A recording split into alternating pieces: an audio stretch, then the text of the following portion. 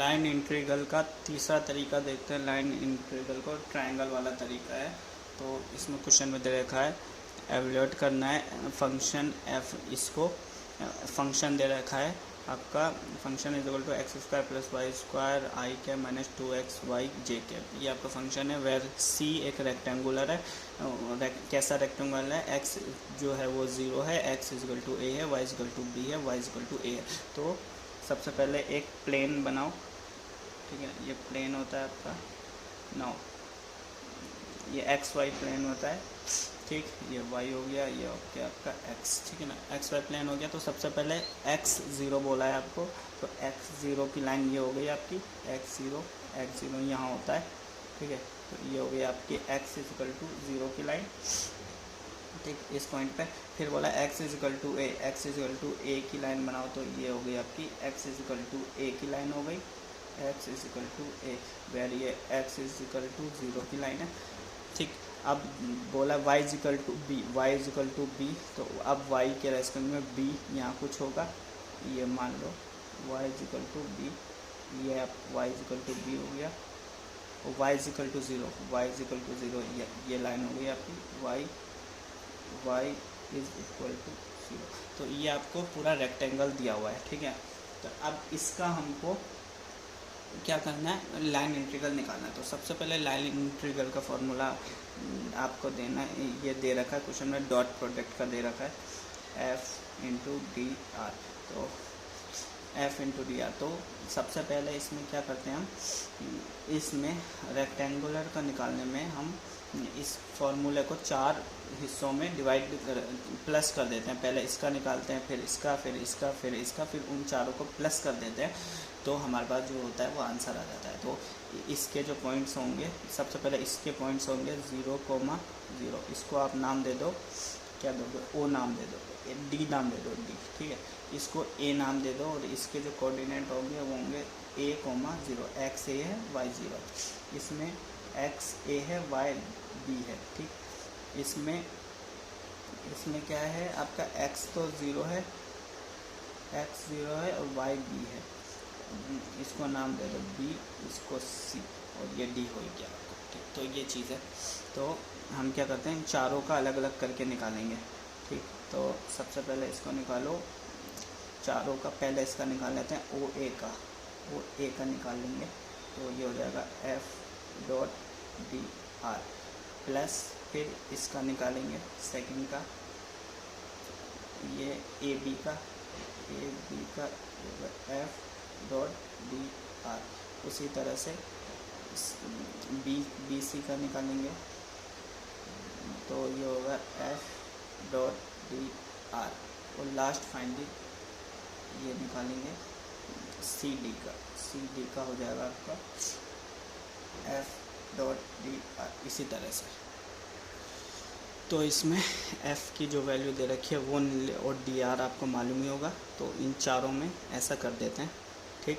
तो चारों का करेंगे तो बहुत ज़्यादा ही लंबा हो जाएगा थोड़ा सा। तो जब हम इस फॉर्मूले में f की वैल्यू और डी आर की वैल्यू रखेंगे तो ये आएगा। f फंक्शन में i और j है, तो k का तो कोई टर्म नहीं है, तो k हमारा नहीं होगा। तो इसमें भी डी आर में भी i j होगा। तो इस तरह से हम इन चारों की वैल्यू में रख लेंगे, ठीक। इसमें कुछ नहीं है, बस f की वैल्यू जो दे रखी थी क्वेश्चन में वो लिखा, और डी आर में डी आर की जो वैल्यू होती है, तो इस तरह से चारों का कॉमन आ जाएगा। नाउ अब हम आई जे डॉट प्रोडक्ट कर देते हैं, एफ डॉट आई का। इसका देखो, तो ये जो होता है इन दोनों का हम जब मल्टीप्लाई करते हैं तो आई जे डॉट प्रोडक्ट में, तो आई जे हमारा हट जाता है। तो चारों में इसको मल्टीप्लाई करो आपस में, तो हमारे पास ये बचा, ये आ गया हमारा फाइनली, यहाँ से ये फाइनली आ गया। अब लिमिट लगानी है हमको ओ ए की क्या लिमिट है। तो लाइन, यहाँ देखो आप, लाइन ओ और ए में हमारे जो लिमिट क्या होगी, या तो x की होगी या y की होगी। तो x कोऑर्डिनेट क्या है, ओ ए में। तो यहाँ लिखते हैं लाइन, ये पता लगाने, लिमिट पता लगाने के लिए पहले ओ ए। तो लाइन ओ पे क्या है, हमारा जो y है वो 0 है ना। तो dy क्या हो जाएगा, डी वाई भी हमारा ज़ीरो ही हो जाएगा। और x क्या है हमारा, x 0 से x is equal to a तक है। ये देखो आप, ये देख लो x या ओ ए का देखो, डी ए ये डी है, ओ कुछ भी कह लो ना, या y इज इक्वल टू 0 0 है, ठीक है। तो y और डी वाई 0 हो जाएगा, और x हमारा 0 से a है। तो a है तो हमने इसलिए x को 0 a ले लिया और y को इक्वल टू 0 डी वाई रख लिया। ऐसा हमने क्यों किया, ताकि हम क्या है वेरिएबल को, दोनों वेरिएबल को एक फॉर्म में कन्वर्ट कर दें, जिससे कि हमारा इंटीग्रेशन आसान हो जाए, इसलिए ऐसा करते हैं। पहले भी किया था, तो इसी तरह से चारों के कर देंगे। पहला का आपने देख लिया, दूसरे तीसरे चौथे का भी आप देख लो, लाइन सेम हो जाएगा। ए बी का हमारा हो जाएगा x इज इक्वल टू ए हो जाएगा, तो dx क्या हो जाएगा, dx इज इक्वल टू 0, तो y इज इक्वल टू 0 से y is equal to b। इसी तरह से लाइन BC में हो जाएगा हमारा y is equal to b, तो dy क्या हो जाएगा, dy किसी भी कांस्टेंट का डिफरेंशिएशन 0 होता है, तो इसी तरह हो गया हमारा 0। तो x is equal to a से x हमारा दे रखा है, x is equal to a से x is equal to 0। Now line 4, line CD क्या दे रखा है, CD में दे रखा है x हमारा 0 हो गया, और dx क्या हो जाएगा 0, और उसी तरह y is equal to b और y इज इक्वल टू 0। हमने ये dx इसलिए किया ताकि हम एक फॉर्म में ला सकें चारों वेरिएबल्स को। नाउ यहाँ तक हो गया आपका। तो अब हमारे पास ये दो चीज़ आ गई, अब तीसरी चीज़ करेंगे। अब फार्मूला में सिंपली से हम रख देंगे फार्मूला इंटीग्रेशन। ना इंटीग्रेशन कर दो f डॉट डी आर, तो था ही ऊपर से देख के। तो सबसे पहले क्या है, ओ ए का है, ओ ए में अब देखो ये हमको इसको एक वेरिएबल बनाना है, ये y का, या तो आप y को बनाओ या x को बनाओ, लेकिन हम यहाँ ओ ए में क्या दिख रहा है हमको, x की लिमिट दिख रही है, तो हम y को 0 कर देंगे। y हमारा y इज इक्वल टू 0 है ओ ए में, तो ये 0 हो जाएगा, और यहाँ पर dy 0 है तो ये भी 0 हो जाएगा। तो जब ये दोनों 0 हो जाएंगे तो हमारा क्या फाइनली क्या बचेगा, y हमारा बचेगा। तो ओ ए क्या था हमारा 0 से a, यहाँ देखो ओ ए है हमारा, लिमिट है 0 से a, तो हम लिख देंगे लिमिट 0 से, और y इज इक्वल टू 0 है, तो ऊपर देखो ऊपर y इज इक्वल टू 0, तो हमारा x बचा, y 0 हो जाएगा, तो ये dx हो गया। माइनस में ये y को 0 करेंगे तो पूरा 0 हो जाएगा आपका, तो ये पूरा 0 हो गया, ठीक। इसी तरह से अब दूसरा देखो A B, line A B देखो, लाइन ए बी में y को लेंगे हम 0 से b तक, 0 से b के, और x is equal to a है और dx इज इक्वल टू 0 है। जहाँ जहाँ x है उसको हम a कर देंगे। तो इसमें क्या है, सेम ही है, चारों तो सेम ही है, किसी को भी देख लो आप।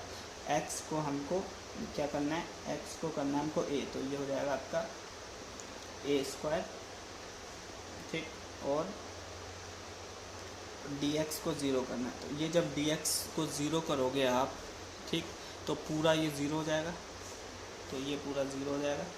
a² मल्टीप्लाइंग में जो भी हो y² और ये 0, किसी को 0 से मल्टीप्लाई करो तो वो 0 हो जाता है, और -2x को क्या लिख लें हम, x जो है हमारा लाइन ए में a है, तो हम लिख लेंगे -2a y dy।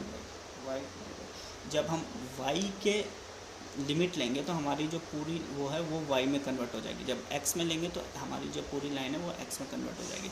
इसी तरह से आप थर्ड का कर दोगे, लाइन BC का करोगे तो आपका BC में जो लिमिट है वो x की लिमिट है a और 0, ठीक, और आपके जो और y की वैल्यू b दे रखी है, और dy इज इक्वल टू 0 निकला हमारा, तो y is equal to b रख दो, जहाँ जहाँ y है b रख दो, y में b रख दो, और dy में 0, तो dy में 0 तो ये पूरा 0 हो जाएगा, और इसमें b करो तो आपका निकलेगा x² प्लस b का होल स्क्वायर और dx, ये हो गया ना। इसी तरफ AD का कर दो। AD में क्या होगा हमारा, AD की लिमिट देखो, CD में लास्ट जो बचा है उसमें x0 dx0 y equal to b है और b से 0 है। तो अब इसमें x की वैल्यू 0 रखो, x की वैल्यू dx 0 है तो इसको 0 रखेंगे तो पूरा 0 हो जाएगा, और यहाँ x की 0 रखेंगे, x की 0 रखेंगे तो ये भी पूरा 0 हो जाएगा। तो जो लास्ट वाला था हमारा 0 ही हो जाएगा टोटल। तो इसको थोड़ा से बस यहीं तक था क्वेश्चन आपका, जो भी लॉजिक थे क्वेश्चन के बस इतने ही थे। इसको सिंप्लीफाई करके लास्ट में आप इंटीग्रेशन कर दोगे, आपका आ जाएगा। तो इसको थोड़ा सा सिंप्लीफाई कर देते हैं इसी चीज़ को, ताकि समझने में आसानी हो। 0 से a ये होगा x² dx प्लस 0 से b माइनस 2ay dy, और लास्ट क्या बचा आपका, प्लस 0 से a से 0 x² plus b² dx। Last में आपका ये फाइनली आपका आके बचा। अब इसका सिंपली इंटीग्रेशन कर दो आप, आता ही होगा आपको इंटीग्रेशन। तो इसका इंटीग्रेशन करेंगे तो ये जाएगा x³ 3, और ये इसकी लिमिट आएगी हमारी 0 से a थी, प्लस माइनस 2 माइनस है तो 2ay स्क्वायर हो जाएगा, नीचे 2 आएगा, 2 से 2 कट जाएगा। तो और इसकी लिमिट जो थी वो 0 से b थी, और लास्ट बचा हमारा प्लस। इसका जब हम इंटीग्रेशन करेंगे तो x³ 3 प्लस b x हो जाएगा, और ये हो जाएगा a से 0। तो जब हम x की वैल्यू a डालेंगे x की जगह, और यहाँ y की जगह b डालेंगे, और यहाँ x की जगह a डालेंगे, तो हमारा जो फाइनली रिज़ल्ट निकल के आएगा। इसमें ऊपर नीचे का भी ध्यान रखो कि आप जब वैल्यू रखते हो तो ऊपर वाले को पहले रख के फिर नीचे वाले को माइनस करते हैं, तो इसलिए प्लस माइनस में कंफ्यूज मत होना।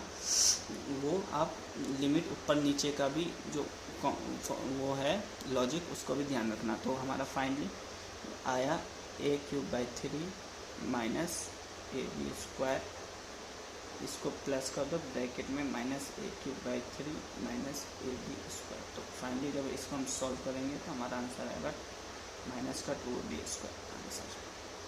तो मैंने सारी चीज़ें बता दी इसमें। तो इस तरह से आपका लाइन इंटीग्रेशन का जो तीसरा तरीका होता है वो भी इस तरह से निकल जाता है।